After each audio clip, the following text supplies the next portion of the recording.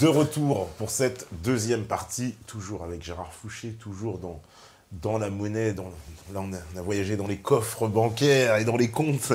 Alors, il y en a qui hurlent, qui me disent « Mon Dieu, mais c'est marxiste, cette vision des choses !» Alors, eux, ce qui parlent de marxiste, alors, justement, je te disais en off qu'on avait reçu Norman Palma, un docteur en économie, dont le titre du livre est « Pourquoi Marx a échoué ?» Et précisément, il était venu nous expliquer que pour lui, Marx a complètement échoué dans son idéologie, pour lui, parce qu'il ne parle pas de monnaie, il ne s'est pas intéressé à cette problématique monétaire, alors qu'elle est le centre nucléaire, en fait, de l'économie. Ouais. C'est là que ça commence. Lui, il expliquait la même chose. Il dit tout se passe du côté de la monnaie. Mais évidemment, c'est un peu l'endroit où on nous dit de ne pas aller voir. Et donc, c'est compliqué. Oui, voilà. C'est vrai, en plus. Mais en fait, on ne veut pas trop qu'on aille soulever un peu derrière ce voile de la monnaie. Si je parlais de voile, en tout cas derrière les papiers. Mais il y a alors des gens qui hurlent parce qu'ils pensent que le principe monétaire, en fait, il est corrélé fondamentalement à l'économie libérale. C'est-à-dire qu'il ne peut pas avoir de libéralité sans monnaie. Est-ce que ça, tu penses que c'est... Qu'est-ce que tu leur réponds? Parce qu'eux, ils nous disent c'est marxiste. Parce que dans l'idée, je pense que beaucoup pensent que... et puis c'est un peu ce qu'on évoquait Francis Cousin tout à l'heure, qui parle justement d'un monde sans argent, qui dit qu'on devrait en revenir à quelque chose justement où la monnaie a disparu du rapport et d'échange entre les gens. Moi, j'avais reçu aussi Philippe Landeux ici, qui défend la même idée, qui dit, moi je pense qu'il faut un monde sans argent, un monde dans lequel il n'y a plus, où le rapport d'échange, en fait, n'est plus basé sur une base monétaire. Voilà. Bon, ça, c'est marxiste. Ouais.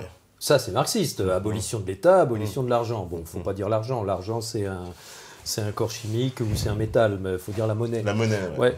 Mais bon, effectivement, oui, le fond du marxisme, c'est ça, abolition de l'argent, abolition de l'État. Bon, c'est vrai que on peut dire, bon, moi je le dis pas parce que c'est tellement lointain, mais on peut dire que l'aboutissement de l'explosion du capitalisme, ça peut être un retour à la communauté organique où il n'y a pas d'échange, il n'y a pas de troc, il n'y a pas d'argent, il n'y a pas d'État, il n'y a pas de hiérarchie, et tout le monde vit en bonne intelligence de dons mutuels et de partage des ressources. On ne peut plus imaginer une économie planétaire, parce qu'il nous faut il nous faut une base monétaire pour une économie. L'économie, comme on la conçoit aujourd'hui, telle que la technologie nous le permet, c'est-à-dire une économie planétarisé, quoi. Je veux dire mondialisé. On peut faire du commerce avec des gens qui sont à 20 000 km. On est en train de se rendre compte aussi que justement faire du commerce avec des gens qui sont à l'autre bout du monde, c'est peut-être un petit peu une erreur. Il faudrait peut-être mieux un petit peu déjà se produire des choses et puis se les passer d'un petit peu moins loin aussi. Peut-être ça peut être intéressant pour diminuer la pollution, diminuer la destruction de la planète, diminuer les transports, etc. Mais bon, ça c'est des choix individuels, c'est des choix politiques. Au niveau des généralités, j'ai envie de dire, pour les gens qui disent la monnaie c'est un outil fondamental pour le libéralisme, j'ai envie de dire oui, bien sûr. Raison de plus pour comprendre son fonctionnement actuel, qui est le fait qu'il y a une petite catégorie de gens, très petite catégorie de gens, qui créent de la monnaie, qui créent du crédit sans avoir besoin de produire auparavant, c'est-à-dire sans aucune créativité, sans aucun effort de production. Et tout le reste de l'économie, y compris les producteurs, y compris les entrepreneurs, y compris les libéraux et les ultralibéraux, ils sont obligés de trouver quelque part cette monnaie en faisant des profits, en créant des produits pour lesquels il y a une demande. C'est des parasites, c'est des vrais parasites. Mais pour moi, il n'y a aucune commune mesure entre un Steve Jobs et un banquier international qui crée de la monnaie à chaque fois qu'il veut acheter quelque chose. Il n'y a aucune commune mesure. Il y en a un qui est effectivement dans l'effort, dans la production, dans la créativité, dans la nouveauté, dans l'innovation, et il y en a un autre qui est dans l'exploitation pure et simple, qui est dans le parasitisme pur.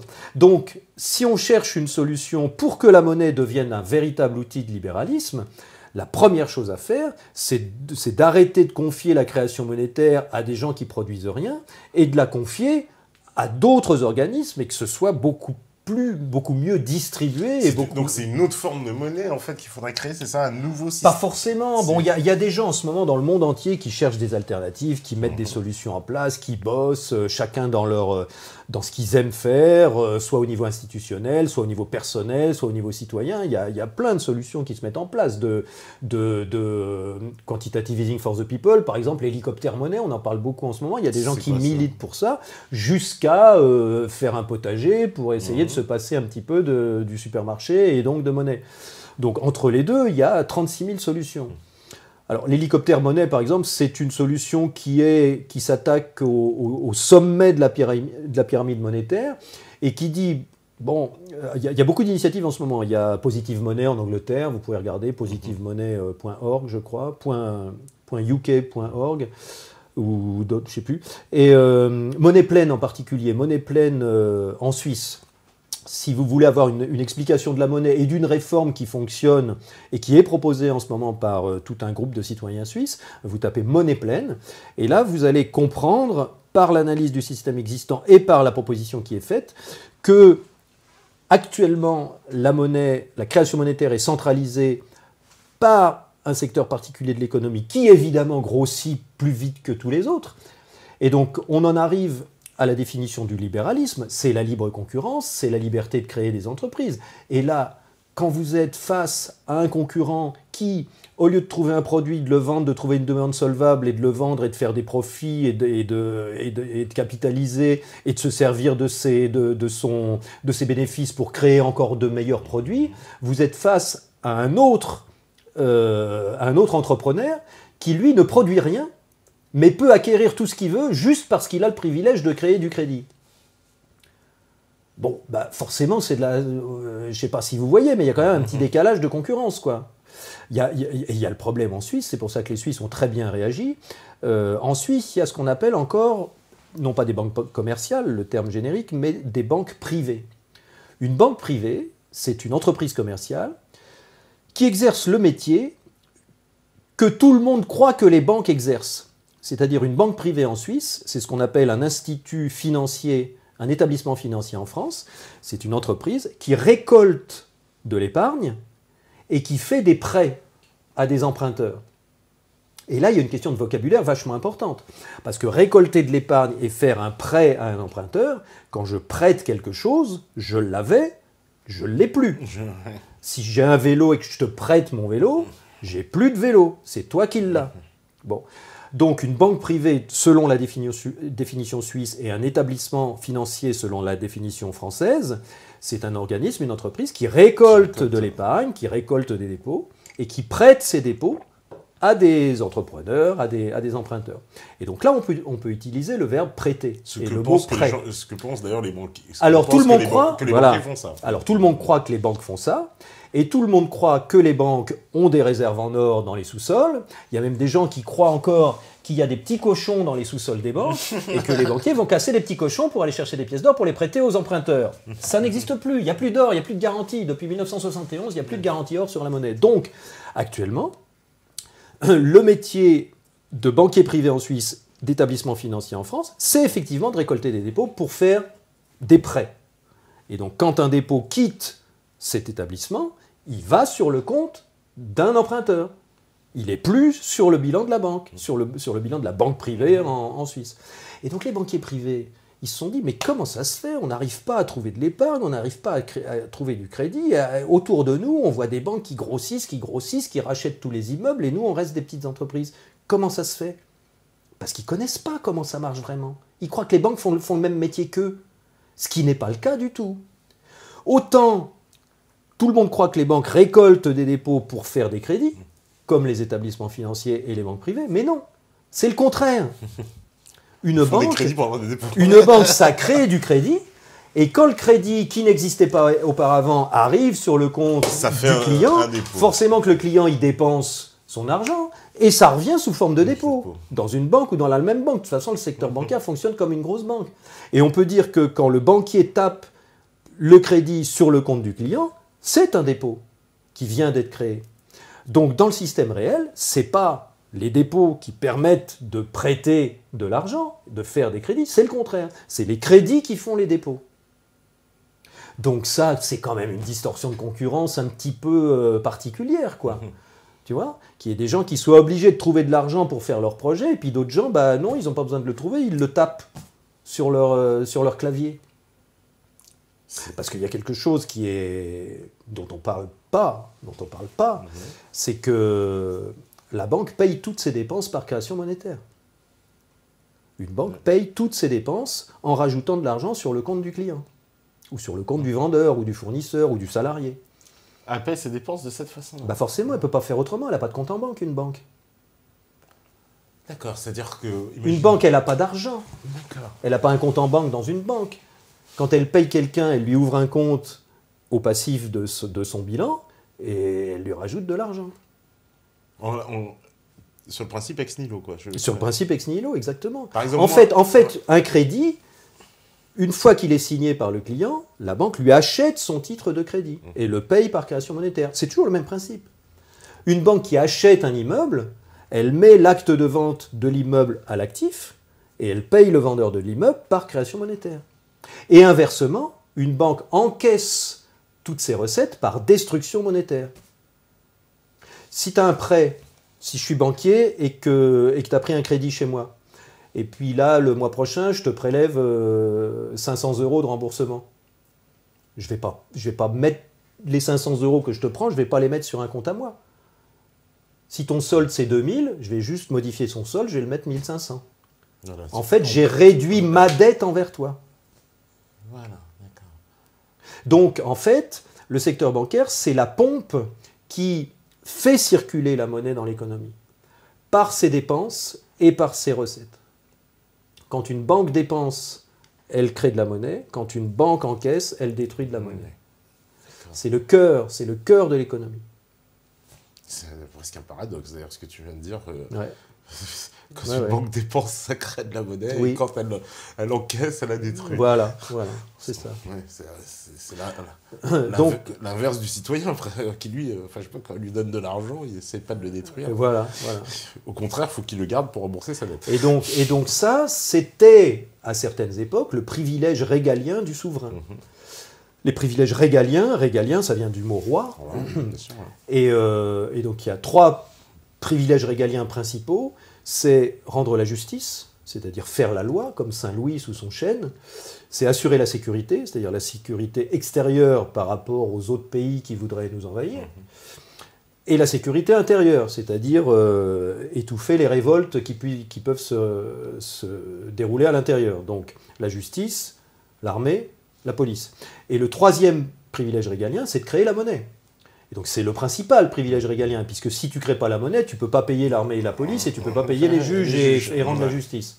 Donc le principal privilège régalien, c'est l'émission monétaire sous forme de pièces ou de billets par le roi, par le souverain, qui émet à coût quasiment nul un moyen de prélever des richesses à la population, au secteur non bancaire, actuellement le secteur non bancaire, mais aux gens qui sont pas des souverains. Et donc, en se mettant dans le rouge. Si je me fais construire un palais, si je suis le souverain et que je me fais construire un palais, je me mets dans le rouge pour fournir de la monnaie à la population, qui va recevoir ma monnaie et qui va me donner un palais. Donc moi, sur mon bilan de souverain, j'ai un palais à l'actif, et je dois ce que j'ai donné aux gens au passif. C'est la même chose. Donc quand je paye des gens pour travailler pour moi, je crée de la monnaie. Et quand je reprends l'impôt, je détruis de la monnaie. Ce pouvoir-là, il a glissé petit à petit, donc des rois vers les États, puis vers le secteur bancaire. Puis vers le secteur bancaire privé. Alors ce qui est très intéressant au point de vue historique, c'est qu'on s'aperçoit quand même que le départ du système, c'est un souverain, un mec tout seul, qui fait tout ça, c'est-à-dire qui prélève tout pour lui et sa cour. C'est devenu ensuite un État, c'est-à-dire un groupe de gens puissants qui fait ça, qui émet de l'argent, qui prélève de l'argent pour construire des hôpitaux, des routes, et entretenir une armée, une police pour contrôler le pays. Puis c'est devenu le secteur bancaire. Donc maintenant, c'est presque chaque employé de banque dans son agence bancaire qui émet la monnaie à son niveau, dans son coin. Et donc on a vu tout à l'heure que ça créait des asymétries entre ce qui est profitable et ce qui ne l'est pas, ou entre ce qui est connu ou ce qui n'est pas connu. Donc ça a aussi des problèmes. Mais on peut dire que depuis le départ, il y a quand même une décentralisation de la création monétaire.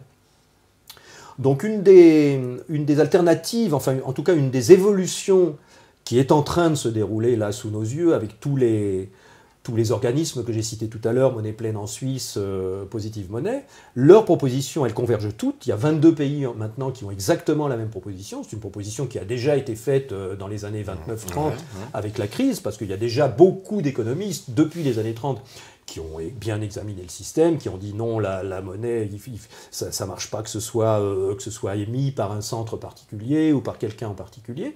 Donc les analyses ont déjà été faites. Et donc en particulier, un peu en Angleterre, mais surtout beaucoup Monnaie Pleine en Suisse, une de leurs alternatives, c'est de dire, bon, on a compris, un souverain qui s'en met plein les poches sans rien faire, ça ne va pas. Un État qui s'en met plein les poches sans rien faire, ça ne va pas. Un secteur bancaire qui s'en met plein les poches sans rien faire, ça ne va pas. Donc la seule solution pour un outil aussi puissant de création du futur et de création à l'aide d'un crédit qu'on reçoit, c'est que on aboutisse à une vraie subsidiarité. C'est-à-dire que l'échelle de décision de l'attribution de la monnaie, la décision soit prise au niveau le plus fin possible qui est concerné par cette décision-là. C'est-à-dire que les décisions concernant un État soient prises au niveau de l'État. Si on veut faire une route interdépartementale, c'est l'État qui prend la décision. Si on veut faire, je sais pas, un hôpital dans une région, c'est la région qui reçoit le crédit et qui prend la décision. Si on veut faire un rond-point dans la commune, c'est à la limite les gens de la rue qui décident si on finance un rond-point près de chez eux ou pas. Et donc on peut se dire, l'aboutissement le plus fin de ce principe de subsidiarité dans une société constituée d'êtres humains, c'est l'individu. C'est le citoyen, c'est l'être humain. Et là, on arrive à un aboutissement vraiment du libéralisme. C'est-à-dire, on peut dire très bien, et si on décidait que chaque être humain reçoive sa propre part de crédit, sa propre part de monnaie, libre à lui d'en faire ce qu'il veut. Que enfin, cette possibilité de créer le futur commun soit reçue et utilisé par chaque être humain. C'est quoi, un genre de salaire à vie, ça un peu non, c'est quoi le salaire à vie, c'est bien plus compliqué que ça. Alors là si vous m'accusez de marxisme quand je parle du salaire à vie, vous allez voir que je ne suis pas marxiste et que je ne suis pas communiste quand je parle du salaire à vie. Mais bon, je préfère qu'on n'en parle pas. Mais par contre, non, ça peut être... c'est l'aboutissement de la liberté, de l'égalité, peut-être de la fraternité. C'est de dire... Bon, ça ne marche pas. S'il y a des gens qui reçoivent un tel pouvoir ou qui accaparent un tel pouvoir, forcément, ils vont prendre l'avantage sur les autres. Mais ça veut dire le seul moyen que personne ne prenne l'avantage sur les autres, c'est de distribuer le même pouvoir à tout le monde. Alors justement, on dit... Enfin, c'est que chacun prenne ce pouvoir en main. Ça peut être fait avec une application informatique où chacun se crée son propre crédit et le présente aux autres. Alors... Si je comprends bien, donc on répartirait, on va dire, la masse monétaire, on va dire, chacun à ce qu'il a le droit, en fait, par rapport à ce qui a été créé. Et ensuite, chacun déciderait d'où il veut mettre son argent. Mais en gros, ça veut dire quoi? Il n'y a plus de travail corrélé, en fait, à la monnaie. Il n'y a jamais eu de travail corrélé à la monnaie. C'est toujours du travail futur. Oui. C'est toujours du travail futur. Donc et c'est toujours, in fine, chaque citoyen qui est responsable d'avoir créé la richesse pour le crédit qu'il a créé. Oui. Si je suis citoyen et que je me prends un crédit de 100 000 €, c'est moi le responsable du crédit, c'est pas la banque du tout. Si moi je crée pas une maison et que je construis pas une maison, j'ai rien créé, j'ai pas créé la richesse correspondant au crédit que j'ai pris. Oui, et le crédit, c'est bon, effectivement, c'est centralisé, ce pouvoir d'émission de crédit, il est centralisé dans une banque en ce moment. Mais c'est quand même moi qui ai demandé à l'avoir. Donc c'est moi, in fine, citoyen, qui suis responsable de mon crédit. Si je paye pas, c'est moi qui me fais piquer la maison. Et on voit bien que ce sont les citoyens qui sont finalement responsables, puisqu'on ne peut pas laisser les banques faire faillite parce qu'elles détiennent tous nos avoirs, toutes nos monnaies et tous nos moyens de paiement. Et donc, à la fin, c'est quand même l'État qui renfloue les banques, ou la Banque centrale. Donc, à la fin, c'est quand même un coût pour tout le monde.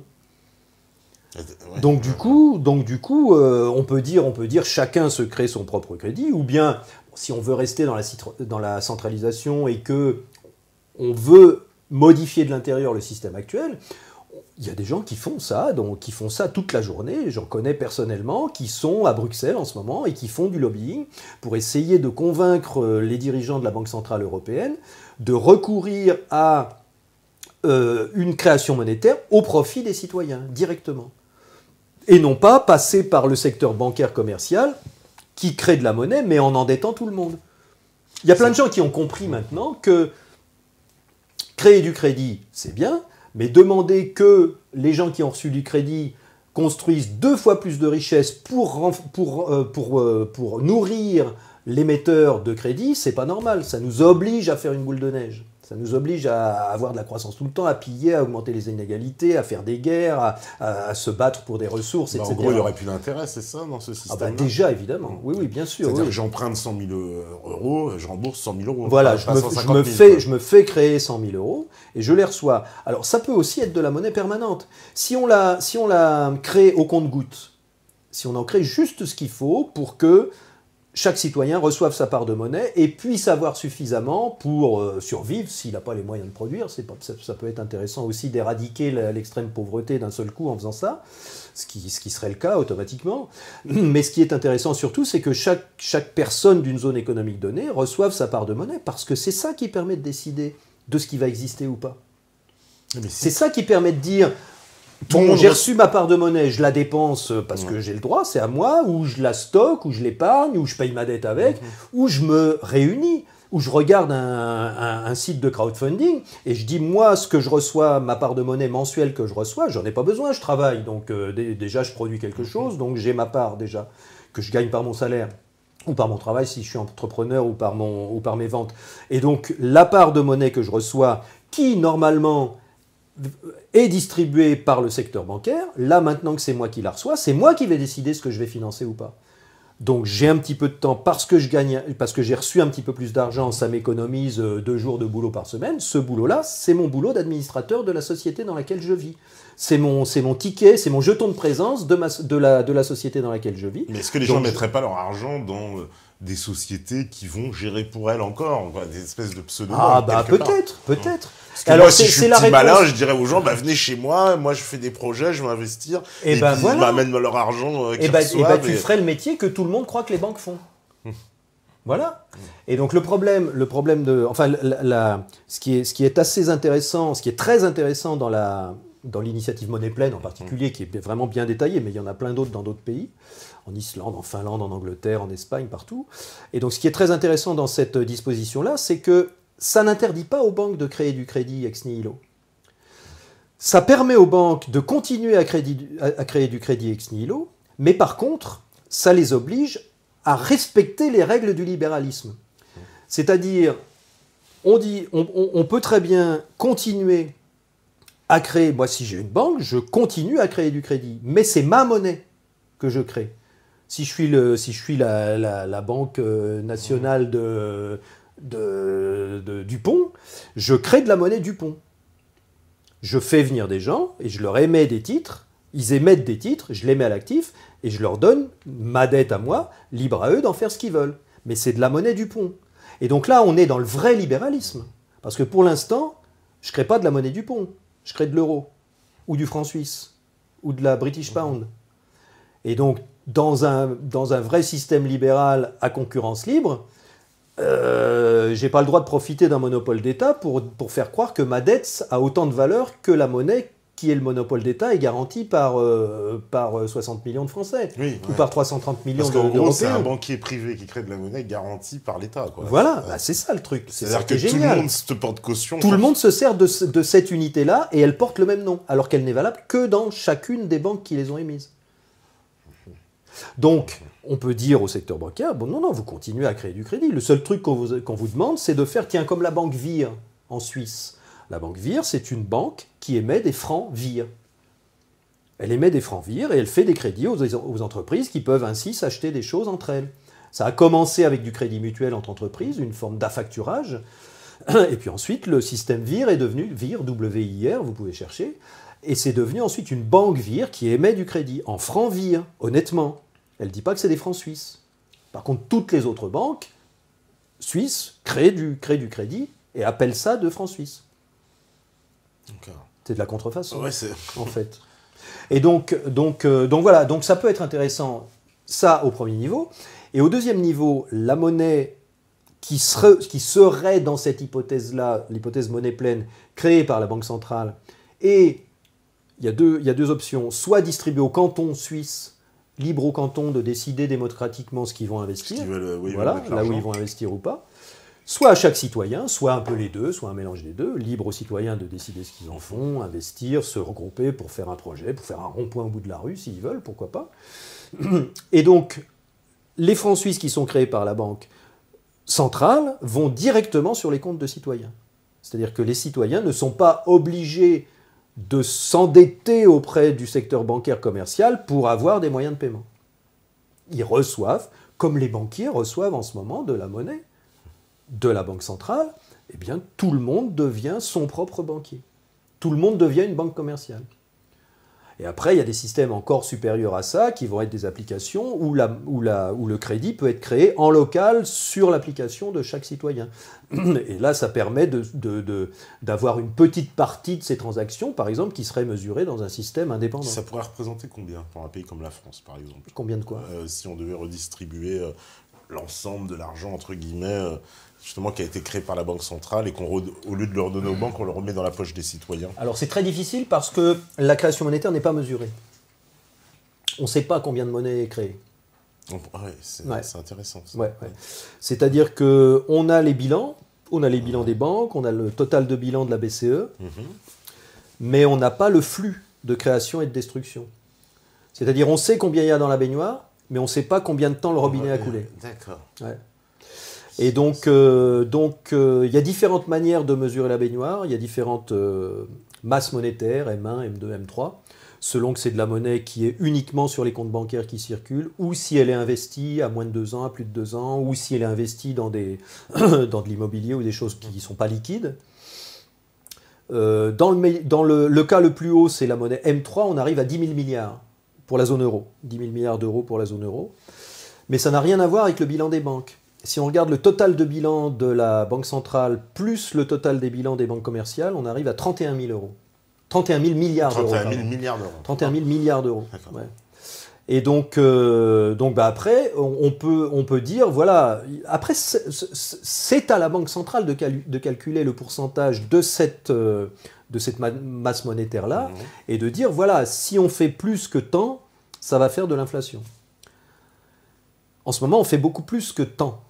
En ce moment, là, la masse monétaire M3, par exemple, qui est à 10 000 milliards, elle était à 7 000 milliards en 2006, il y a 10 ans. Donc elle a augmenté d'environ 50%. Elle est à 11 000 milliards en 2016 et elle était à 7 000 milliards en 2006. Donc elle a augmenté de 50% en 10 ans, ça fait environ 5% par an. Et pourtant, il n'y a quasiment pas d'inflation dans le secteur commercial. Toute l'inflation, elle est là où la monnaie a été injectée, c'est-à-dire dans l'immobilier et dans les marchés boursiers. Il n'y a pas eu de monnaie ailleurs. Quasiment pas. Quasiment pas, oui. Il y a 10% de monnaie qui va dans l'entreprise, dans les investissements. Tout le reste, c'est quasiment de la spéculation sur les marchés boursiers et dans l'immobilier. C'est du casino, ça, les marchés boursiers, en plus, par rapport à... c'est la seule solution que les banques ont trouvée pour investir l'argent qu'elles reçoivent et qui remplace leur crédit pourri, puisqu'elles ne peuvent pas le mettre dans l'économie réelle. Elles achètent des titres. Elles achètent des titres. Oui, tout ça, bien sûr. On va se retrouver avec une montagne de titres qui valent rien et un jour... Oui, d'autant plus qu'il n'y a pas de croissance. Voilà, donc il n'y a pas de croissance des bénéfices. Ce sont des montagnes de dettes, finalement. Mais le jour où, comme c'est arrivé en 2008, il y en a un qui ne peut plus payer, toute la chaîne se trouve contaminée. C'est un peu ça le risque. Oui, sauf si on continue à réinjecter. Sauf si on continue à réinjecter. Mais le principe du cadavre sous perfusion, parce qu'en fait, t'es quand même mort. Oui, c'est mort depuis longtemps. Mais les banques, elles sont mortes dès le premier jour. Dès le deuxième exercice comptable, où tu as une entreprise, où tu as des dettes que tu ne payes pas, tu es en faillite, déjà. En fait, c'est une tour de magie qu'il nous faut un petit peu. C'est un tour de magie, mais vachement bien verrouillé. Les banques, c'est un peu des Copperfield super sophistiqués, parce que, en fait, elles ont des montagnes de dettes. Bah, ça s'est fait petit à petit en même temps, Ouais. tu vois, ça s'est fait à plein d'endroits différents, ça s'est fait sur la comptabilité, ça s'est fait dans la politique, ça s'est fait au niveau des économistes. Parce qu'en fin de compte, toutes ces montagnes de dettes, comme là, bon, on a eu le soubresaut, mais on sait que dans l'histoire, ça s'est reproduit plusieurs fois, mais en 2008, finalement, ce sont les États qui sont venus renflouer cette dette. Parce qu'en fait, quand ça peut plus se voir, il faut que quelqu'un paye. Parce que sinon... Bah, sinon ça s'écroule. Sinon, ça s'écroule. Ouais, et donc là, on va chercher les États, on dit, monsieur, j'ai 800 milliards. Hein, exactement, bah oui, c'est ce que Frédéric Lordon appelle le chantage cosmique. Tu vois, si vous nous redonnez pas de l'argent frais pour compenser les dettes qu'on n'arrive pas à se faire payer, la semaine prochaine, il n'y a plus de distributeur automatique de billets, vous recevez plus vos prélèvements, vous pouvez plus payer vos prélèvements, vous recevez plus vos salaires, il n'y a plus rien qui marche, tout est bloqué. Donc un politicien ne peut pas laisser faire ça, c'est impossible. C'est impossible. Parce que en plus, ce qui est arrivé à des pays, on sait, en Argentine, au Mexique, ça leur est arrivé, ça. Ils ont quand même réussi. Alors ce qui est marrant, c'est que instinctivement, les populations mettent en place des solutions de remplacement des béquilles. Instantanément, on l'a vu en Grèce l'été dernier, on l'a vu en Argentine, instantanément, les gens se créent des systèmes d'échange locaux, font des gratiférias pour se donner des trucs, les jeunes vont retourner vivre chez leurs parents à la campagne et ils cultivent un peu. Il y a une grosse... Alors c'est assez marrant parce que dès qu'on supprime la cause qui est la hiérarchisation, qui est la pyramide de pouvoir, avec des gens qui triment en dessous et des gens qui produisent rien, qui pompent en haut, dès que ça commence à s'écrouler, aussitôt il y a des choses beaucoup plus sphériques, beaucoup plus horizontales qui se mettent en place. Parce qu'instinctivement, on sait que le secours, il vient de l'entraide, il vient de la coopération, il vient de la communauté. Et donc aussitôt, on le voit, on se remet à s'entraider entre voisins, on se remet à... Finalement, c'est un autre système d'échange qui prend place, quoi, quand Ben l'argent oui. disparaît. Quand l'argent disparaît, c'est là que le troc réapparaît.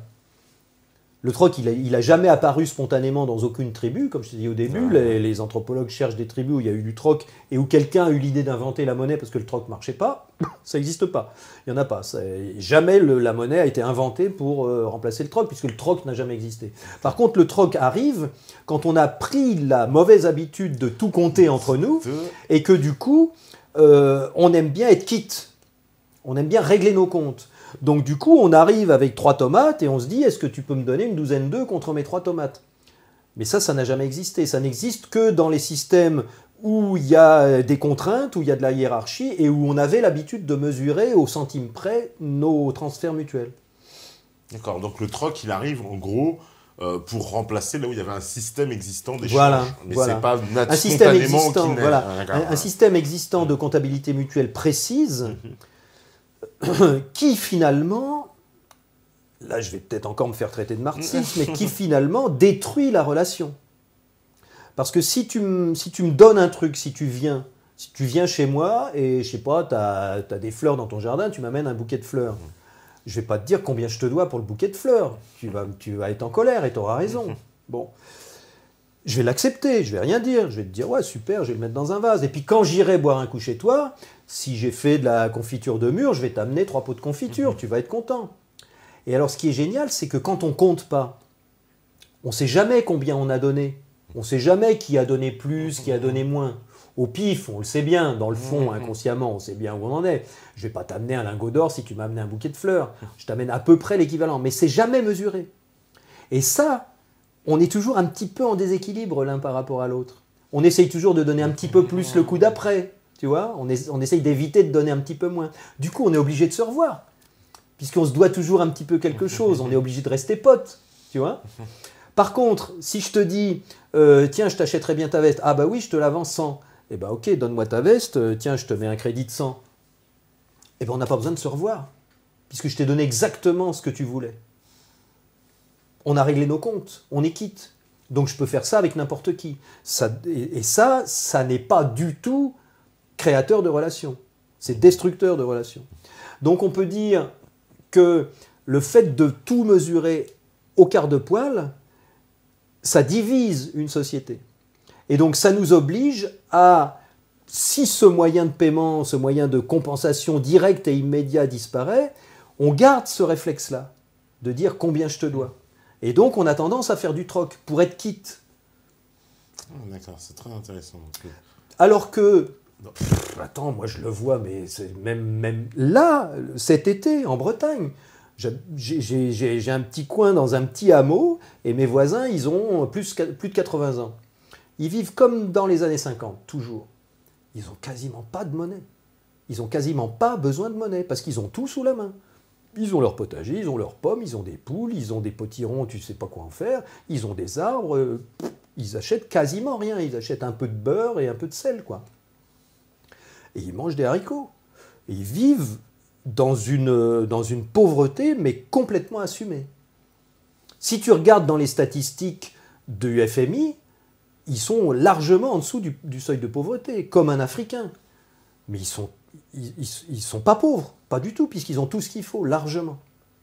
Eh bien, ces gens-là, quand tu vas les voir, t'amènes une petite bouteille, t'amènes un truc, et quand eux, ils viennent te voir, ils viennent jamais les mains vides. C'est une culture du don mutuel. Il n'y a même pas besoin de se dire merci, c'est la culture normale. Si tu arrives avec une bouteille, ils ne te disent pas merci. C'est normal. Ça serait une honte de te dire merci, ça serait presque comme te payer. Ça voudrait dire qu'on n'est même pas voisins et qu'on ne s'aime pas et qu'on ne veut pas se revoir. Ça ne se fait pas, c'est mal poli de dire merci. Tu vois ? Et donc, le fait qu'il y ait une absence de mesure, une absence de monnaie, une absence de rétribution parfaitement au quart de poil, c'est une mauvaise habitude. C'est une habitude qui nous a détruit nos communautés.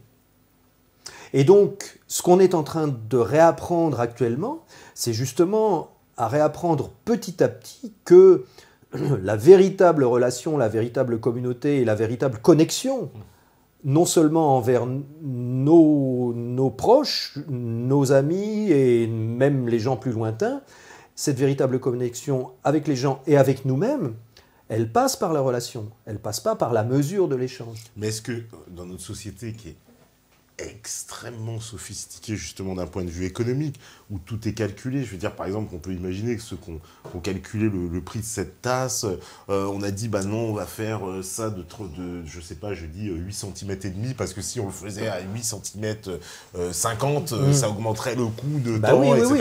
Tout est extrêmement compliqué. Alors ça voudrait dire quoi? On reviendrait à une société complètement basique alors, parce qu'il ne sera plus une économie sophistiquée mais si, ça peut être une économie très sophistiquée, sauf que si on résout le problème de la création monétaire centralisée qui crée structurellement des inégalités et qui exerce une prédation constante sur la véritable richesse qui est produite, si on arrive à faire des systèmes d'échange ou des systèmes de comptabilité mutuelle, qui n'ont pas une croissance exponentielle du besoin des unités de compte, si on arrive à faire des systèmes équilibrés, des systèmes stables, qui n'ont pas une croissance, qui n'entraînent pas une croissance du système comptable, on n'aura pas besoin d'une croissance de la réalité. On n'aura pas besoin de faire du profit sur la réalité. Parce que le profit, il est nécessaire parce qu'on engraisse un centre de pouvoir qui ne produit pas. Le centre de pouvoir qui ne produit pas a besoin du surplus de notre production. Donc on est obligé de travailler plus et de faire du profit pour enrichir, pour nourrir ce système de prédation. Et donc si on arrive à résoudre le problème de l'asymétrie, de la dissymétrie totale entre la production de la monnaie sans production réelle et la production réelle qui doit payer ce centre émetteur, si on arrive à résoudre ce problème-là, on se retrouve avec un système équilibré de comptes mutuels. Et à partir de là, on n'a plus besoin de faire du profit, on n'a plus besoin de rechercher le moindre truc, on n'a plus besoin d'obsolescence programmée pour toujours vendre quelque chose de nouveau et faire à nouveau des profits. On peut créer des produits qui durent vachement plus longtemps. On peut créer des produits qui coûtent beaucoup moins cher, mais qui coûtent beaucoup moins cher parce qu'ils seront à la disposition de tout le monde. Parce qu'on pourra en fabriquer 10 et ça nous coûtera moins cher que d'en fabriquer 5 actuellement. Et donc, on arrive dans un paradigme, dans un monde où on n'est plus dans la rareté, mais où on est dans la suffisance. Et peut-être pourquoi pas dans l'abondance. Si en même temps on comprend que tout le système agricole repose sur la nécessité de profit, et donc sur le pillage des terres, et donc sur le profit maximum, alors que si on revenait à des façons de cultiver plus harmonieuses, avec plus de polyculture, avec moins de recherche de profit, on aurait beaucoup plus de production de nourriture, par exemple. je ne sais plus quel expert de permaculture nous dit que si on revenait à de la polyculture, il y a des millions d'emplois à créer, il y a des millions de gens qui peuvent s'adonner à cette activité-là et produire beaucoup plus au mètre carré que la monoculture intensive qu'on connaît actuellement. Donc on a des déficits de richesse et de production qui sont dus au fait qu'on a besoin de faire du profit. Et donc si on arrive à résoudre ce problème-là, en particulier le problème de l'exponentialité du système comptable, qui nous oblige à produire plus au moindre coût, on résout plein de problèmes en chaîne derrière. Ça veut dire quoi, moi, entrepreneur, je vais fabriquer, par exemple, voilà, on a parlé d'agriculture, moi, voilà, je produis des tomates, donc je vends mes tomates, mais c'est bien à un moment donné pour faire du profit. Sinon, si je vends des tomates, mais j'en récolte jamais de bénéfices, je vais m'arrêter de produire des tomates. Bien sûr, bien sûr. Si tu produis des tomates, finalement, tu es créditeur par rapport à la communauté. Voilà. Tu as créé quelque chose. J'ai créé quelque chose voilà. Et je demande ce qu'on me donne en retour. Voilà, tu as ton solde personnel qui est positif parce que tu as créé quelque chose. Tu as fourni quelque chose à quelqu'un. Ah oui, mais alors d'accord. Donc ma rétribution, ce serait mon solde qu'on va m'envoyer de la banque centrale, par exemple. Non, pas forcément. Mais mes tomates, je fais quoi? Je les vends plus Si tu vas dans un système comme ça, le but, c'est d'être à peu près équilibré. Le but, c'est d'être à peu près équilibré, c'est-à-dire de produire et que ce que tu as produit soit compensé par quelque chose que tu reçois. Et qui n'est pas de l'argent forcément, qui n'est pas de la monnaie. La monnaie, ça sert à comptabiliser ce que tu as donné et ce que tu as reçu. Alors, enfin, le système comptable... Qu'est-ce que je pourrais recevoir, moi, pour mes tomates? Parce que la monnaie, c'est une illusion, la monnaie. Regarde, t'es potier, mettons, tu fabriques une tasse. Mettons qu'il n'y ait pas de monnaie, qu'il n'y ait pas de banque, il n'y a pas de billets, il n'y a pas de pièces, il n'y a rien, il n'y a même pas de solde sur les comptes, il n'y a même pas de banque. Si tu travailles et que tu fabriques une tasse, tu vas chercher de la terre glaise et tu fabriques une tasse, tu vas au marché pour la vendre, tu l'affiches à 10. Tu as juste créé une tasse, tu n'as pas créé de la monnaie. Non. Il n'y a pas la monnaie pour que quelqu'un puisse te l'acheter.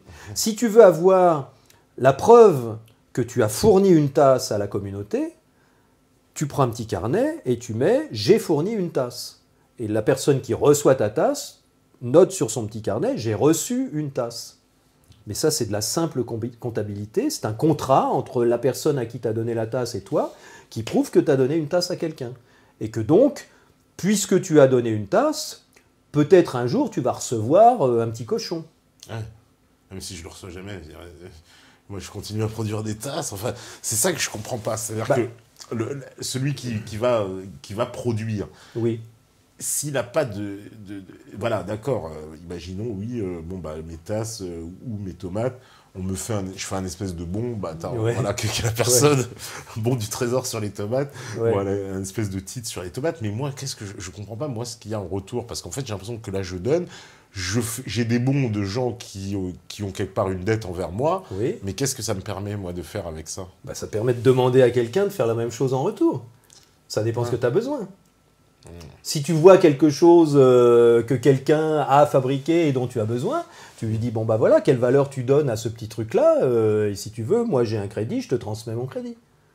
Et vice-versa. Et donc après, c'est un système de balance mutuelle. Après, c'est exactement la même chose que le système bancaire actuel. Ouais, c'est un système à balance mutuelle. En ce moment, si tu vends ta tasse à 10, ton compte il descend de 10 et le compte de l'acheteur il monte de 10. C'est un système à balance mutuelle. Sauf qu'on a besoin d'acheter des chiffres pour pouvoir déjà... si tu n'as pas 10 sur ton compte, si lui il n'a pas 10 sur ton compte, il ne peut pas t'acheter ta tasse. Donc il faut qu'il emprunte 10 déjà au banquier. Et qu'il rentre 20. Bon. Oui. Dans le système actuel, ce serait ça. Mais si tu fais un système tout bête, un système vraiment comme un système d'échange local, et que tu lui vends ta tasse, toi, tu as plus 10, lui, il a moins 10. Mais tu peux aussi dire, on peut très bien dire aussi que c'est toi qui as une tasse en moins, et lui qui a une tasse en plus. Donc peut-être que toi, sur ton petit carnet, tu peux marquer moins une tasse à 10. Une tasse, Et là, on est en comptabilité réelle. Et là où elle est la monnaie? Il n'y a pas de monnaie. Et pourtant, mathématiquement, c'est exactement la même chose qu'un système bancaire. On sait où on en est les uns par rapport aux autres, et on sait que lui, il a reçu quelque chose.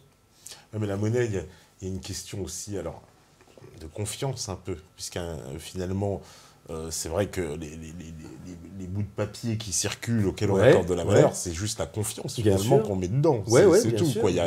Ça tient à rien. Et là, où est-ce qu'elle serait la confiance? Parce que finalement, moi j'ai mes tomates. Comment je pourrais avoir confiance que je vais pas me retrouver avec, en fait, sur la possibilité réelle de ce que je pourrais faire en vendant mes tomates. Quoi. La confiance, c'est que comme c'est un système à somme nulle, il faut forcément qu'il y ait des productions respectives dans tous les sens. Il faut forcément que ceux qui produisent trouvent une demande solvable pour ceux qui consomment. Ouais.